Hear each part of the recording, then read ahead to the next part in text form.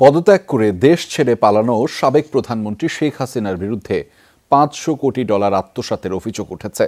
যুক্তরাষ্ট্রভিত্তিক website global defence কর্পের দাবি, রূপপুর পারমাণবিক বিদ্যুৎ কেন্দ্র প্রকল্প থেকে এই টাকা বের করে নেওয়া হয়, যাতে মধ্যস্থতা করেছেন শেখ হাসিনার ভাগ্নি শেখ রেহানার মেয়ে টিউলিপ সিদ্দিক। রাশিয়া, চীন সহ বিভিন্ন দেশের সামরিক ও প্রতিরক্ষা খাতের দুর্নীতি প্রচার করা ওই সাইটের দাবি, মালয়েশিয়ার বিভিন্ন ব্যাংকের মাধ্যমে শেখ হাসিনা পরিবারকে অর্থ আত্মসাতের সুযোগ করে দেয় রাশিয়ার প্রতিষ্ঠান রোসাটম। সর্বাধুনিক প্রযুক্তি ও সেরা মানের উপাদানে তৈরি আরএফএল চেয়ার, ক্ষমতার নয় সমতার চেয়ার। বাংলাদেশের সবচেয়ে বড় ব্যয়বহুল প্রকল্প রূপপুর পারমাণবিক বিদ্যুৎ কেন্দ্র।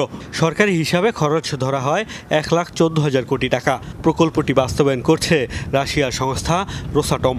মোট অর্থের বেশিরভাগই আসছে রাশিয়া থেকে ঋণ সহায়তা হিসেবে। 2013 সালে উদ্বোধন হওয়া আলোচিত এই প্রকল্প নিয়ে চাঞ্চল্যকর তথ্য প্রকাশ করেছে গ্লোবাল ডিফেন্স কর্প নামের যুক্তরাষ্ট্রভিত্তিক একটি ওয়েবসাইট।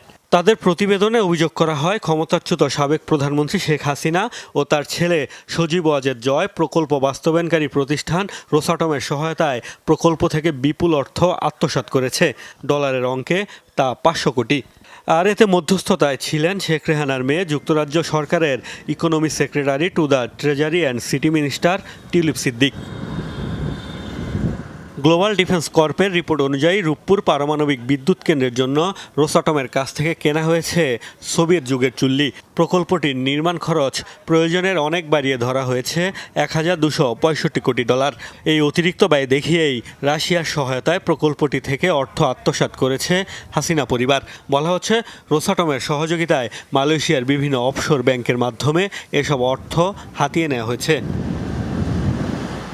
গ্লোবাল ডিফেন্স কর্পের প্রতিবেদনে 2013 সালে টিউলিপ সিদ্দিকের মধ্যস্থতায় বাংলাদেশ রাশিয়ার মধ্যে $1 বিলিয়ন বিতর্কিত অস্ত্র চুক্তি হয়েছে বলেও দাবি করা হয়। খালাকে সুবিধা পাইয়ে দেওয়ার এসব কাজ বিনামূল্যে করেননি ব্রিটিশ এমপি, এমনটি উল্লেখ করে লেখা হয়েছে। পাচার করা অর্থে 30 ভাগ পান টিউলিপ, তার মা শেখ রেহানা সহ পরিবারের কয়েকজন সদস্য। প্রতিবেদনে সাবেক প্রধানমন্ত্রীর নিরাপত্তা উপদেষ্টা ও টিউলিপের চাচা তারিক আহমেদ সিদ্দিকের মালিকানাধীন প্রচ্ছায়া লিমিটেড নামের একটি ভুয়া কোম্পানির কথা উল্লেখ রয়েছে। এই কোম্পানির মাধ্যমে বাংলাদেশ থেকে বিভিন্ন দেশে বিপুল অর্থ পাচারের অভিযোগ তুলেছে global defence corp. Mostafa Mahmud, Jamuna news.